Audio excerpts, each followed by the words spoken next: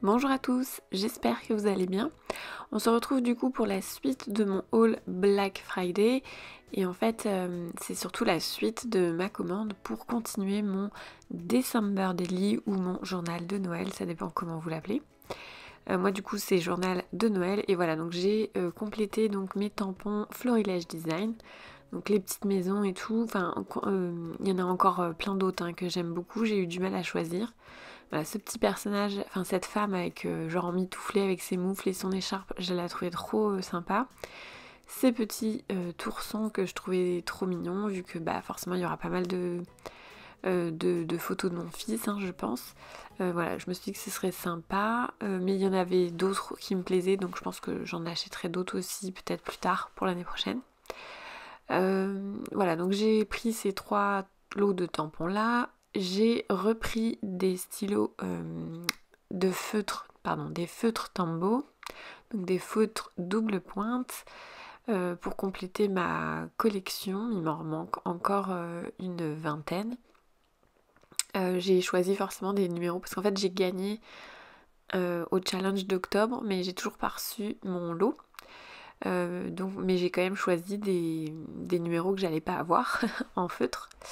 Donc on continue avec les papiers unis et faux unis de Florilège Design. Je vous les montrerai tout à l'heure, mais je pense que je vais pas tous les utiliser pour mon journal de Noël parce que je pense qu'il y a certaines couleurs qui vont pas forcément aller avec, on va dire, l'ensemble du journal. Et du coup voilà, donc là on commence par la planche d'étiquette dans le lot de papier enchantement.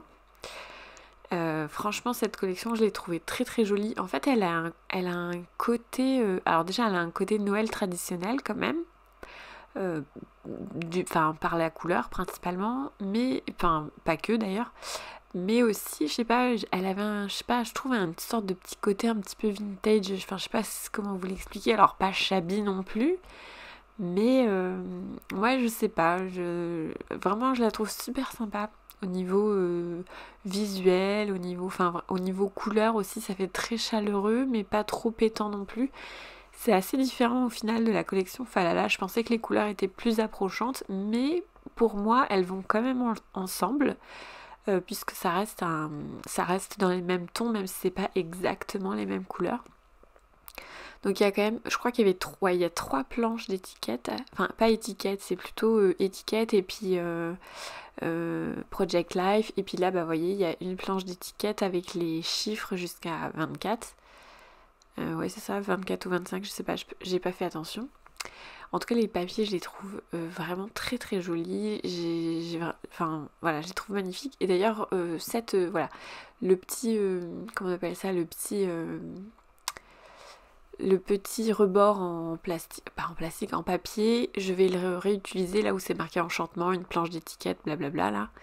Normalement c'est juste le packaging, bah, je vais l'utiliser dans mon journal de décembre. J'ai prévu de faire une pochette avec.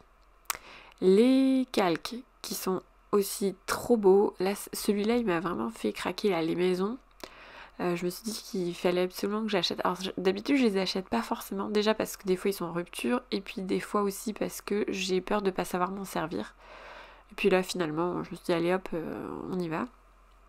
Donc voilà, les écritures, les étoiles et les flocons de neige. Je vais tout découper et ce sera forcément dans mon journal de décembre. Là c'est sûr que je vais tous les utiliser parce que ça va me permettre tout simplement de faire de temps en temps une pause au niveau photo, c'est-à-dire que ça sera entre 2 pages ou des choses comme ça, pour aérer un petit peu le journal. Et du coup dans les faux unis c'est toujours top parce que donc dans les papiers unis et faux unis il y a une planche d'étiquette et moi j'avoue que je trouve ça toujours sympa.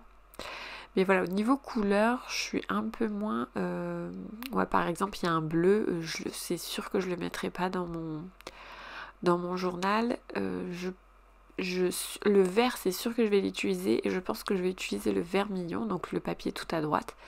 Mais pour le reste, non. Donc voilà, voilà, c'est un tout petit haul. Je vous retrouve très vite du coup avec la suite de mon journal de décembre.